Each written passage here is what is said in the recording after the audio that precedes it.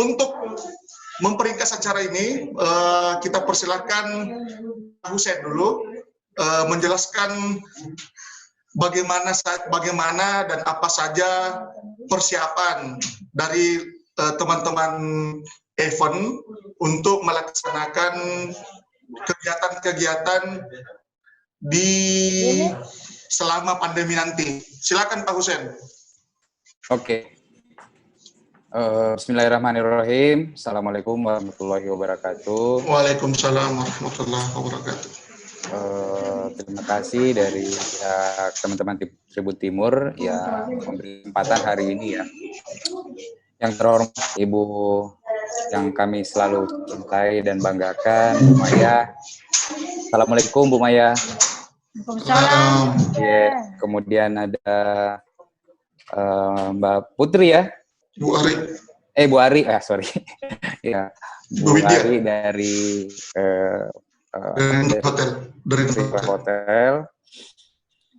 Sebenarnya diskusi ini adalah mungkin jadinya yang series kedua dari terkait pembicaraan terkait industri event di Makassar. Karena kira-kira bulan yang lalu ya kami juga diskusi seperti ini secara virtual dengan Tribun Timur juga, tapi ada praktisi juga, salah satu yang hadir ada Pak Anggia tempo hari, dan masih ada di channelnya YouTube-nya Tribun Timur juga untuk diskusi itu yang masih tersimpan, dan sampai hari ini kalau kami pantau-pantau views-nya sudah di atas 5.000 views, jadi memang mungkin banyak yang mendapat informasi juga dari diskusi tempo hari. Dan hari ini memang karena informasinya Kakak Udin tadi terkait melandainya COVID-19 ini, apa kaitannya dengan rindu event, dengan industri event per hari ini. Tapi jauh sebelum itu, perkenankan saya perkenalan sedikit dulu lah Bu ya. Bu ya, betul. Mbak Ari, jadi saya Uceng sebagai perwakilan live hari ini. Kebetulan memang live ini adalah industri asosiasi yang kami baru usung kemarin. Sempat tempo hari waktu bulan awal Juni Bu Maya kami sowan ke kantor ya sama Wawan dan kawan-kawan yang lain, itu kami sempat sowan ke Bu Maya, kami menyampaikan niatan kami bersama teman-teman formatur tempo hari bahwa kami akan berkumpul bersama teman-teman industri event, kemudian akan mendorong teman-teman ini, industrinya ini kita dorong naik kelas menjadi sebuah asosiasi. Karena selama ini format teman-teman live itu hanya sebagai komunitas, sehingga kami melihat peluang ini bahwa kalau kita naikkan kelasnya menjadi sebuah asosiasi, mungkin kita akan lebih punya kekuatan organisasi dalam upaya mendorong industri event ini bisa segera recovery. Karena posisinya memang dalam 5 bulan terakhir teman-teman industri event hari ini itu dalam kondisi yang sangat terpuruk. Bahasanya teman-teman ya kami sedang tiarap, tapi memang sekali lagi karena izin keramaiannya yang sama sekali memang tidak ada. Dalam perjalanan menuju kongres live saja yang kami helat kemarin tanggal 5 Agustus itu banyak stakeholder yang kami ajak diskusi, mulai dari Bu Maya termasuk kami ajak diskusi dan alhamdulillah mendapat support. Dan dengan harapan nanti Dinas Pariwisata ini bisa bersinergi dengan teman-teman Asosiasi Industri Live untuk mengedukasi teman-teman di industri event menjadi sebagai regulator.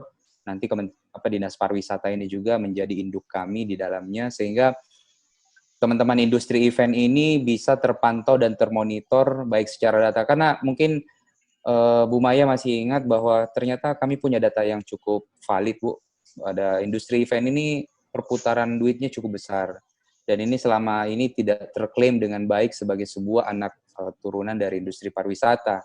Karena kan angka-angka itu sebenarnya juga akan menjadi bahan diskusi buat ke Dewan, kemudian ke Bapeda. Nah itu yang kami terus update, Bu Maya, terkait data keanggotaan. Nah, Kongres Live kemarin tanggal 5 Agustus itu alhamdulillah telah terlaksana dan teman-teman mempercayakan amanah itu kepada saya, Bu Maya, Bu Ari. Jadi kita mendorong live ini segera memberikan action-action dalam upaya percepatan recovery teman-teman industri event. Nah, karena temanya tadi, saya kembali ke tema, kita bicaranya rindu event ya, sangat jauh, sangat dalam lah rindu-rindu kami terhadap industri event hari ini, karena ya sudah 5 bulan, hampir 6 bulan, ini sebenarnya bulan ke-6 lah ya, karena ya bulan ke-5, karena bulan Maret kita start itu mulai masa pandemi, kemudian sekarang bulan 8, dan angka-angka terkait industri event terus terus naik dari sisi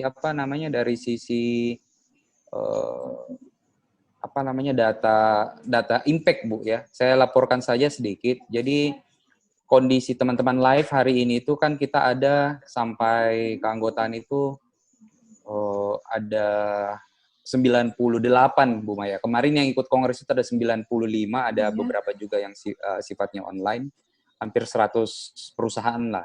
Dan ternyata dari sisi data memang kami ya ada, ini saya sambil baca data juga, itu kurang lebih hampir 500 orang yang terdampak dari COVID ini yang secara perusahaan itu dirumahkan, Bu. Dirumahkan, kemudian ada yang di PHK, bahkan dulu PHK sementara karena memang tidak ada pendapatan sama sekali. Saya sendiri aja, Bu, berkantor di Petarani, kita praktis kurang lebih 5 bulan terakhir ya 99% kantor tutup. Selebihnya kita datang aja paling kalau mau kantornya disapu-sapu atau ya cek-cek listrik, air juga, paling itu aja. Karena memang secara teknis eventnya semuanya tidak ada.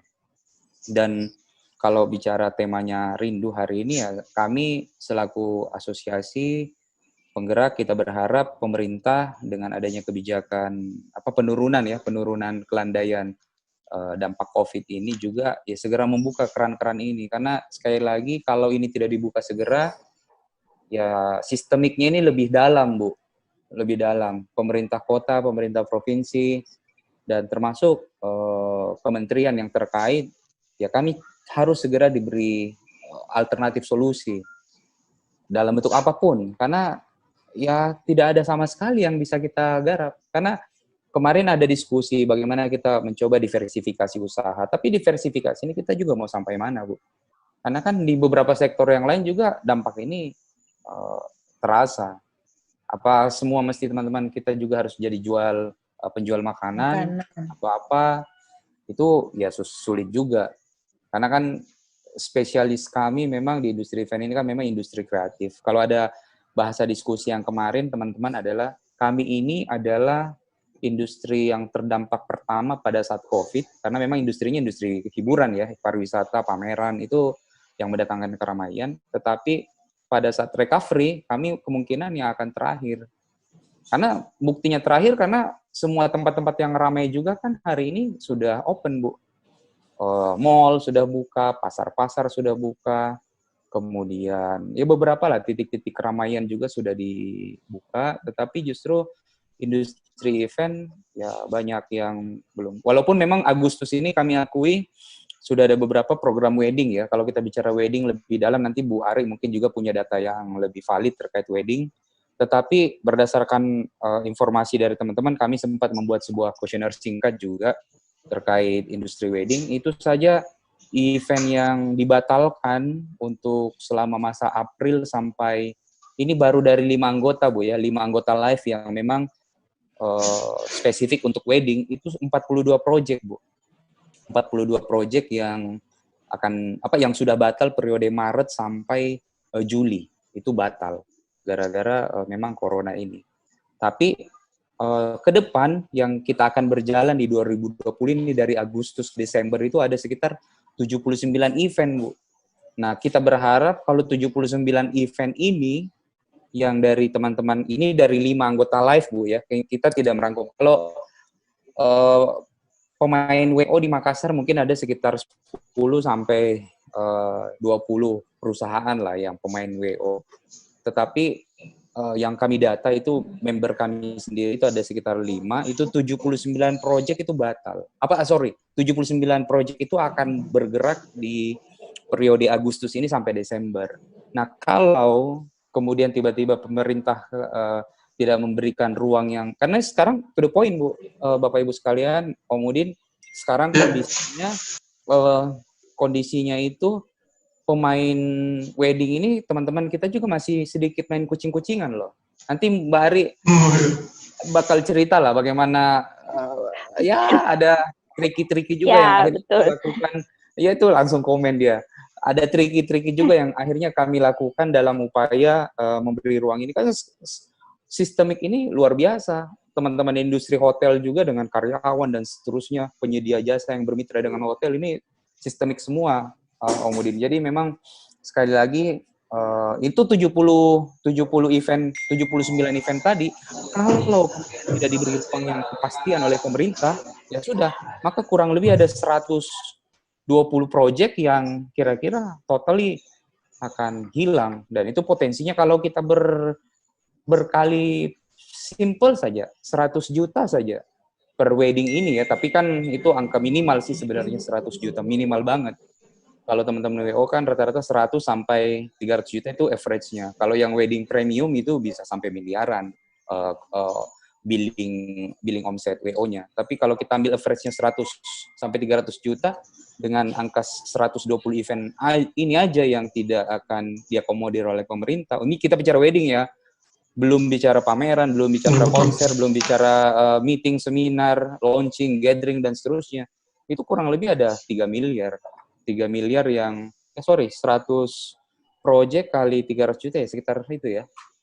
3 miliar apa 30 miliar? 30 miliar. 30 miliar. Sekitar 30-an miliar ini hilang kalau tidak diberi dukungan yang kuat. Ini kita bicara dari sisi bisnis. Belum lagi mungkin istilahnya kalau bicara wedding itu kan Tamu yang datang dari luar ya. Iya Bu, wedding juga itu kan kalau di kita ini ya hampir semua daerah sih Bu ya, itu kan harga diri keluarga ya. Sudah bikin undangan, sudah bikin apa dan seterusnya, tiba-tiba dibatalkan sepihak atau bahkan nanti karena ini regulasinya tidak jelas, kemudian akhirnya main kucing-kucingan, kemudian tiba-tiba digerebek, dibubarkan, itu kan ya aib bagi sebuah keluarga.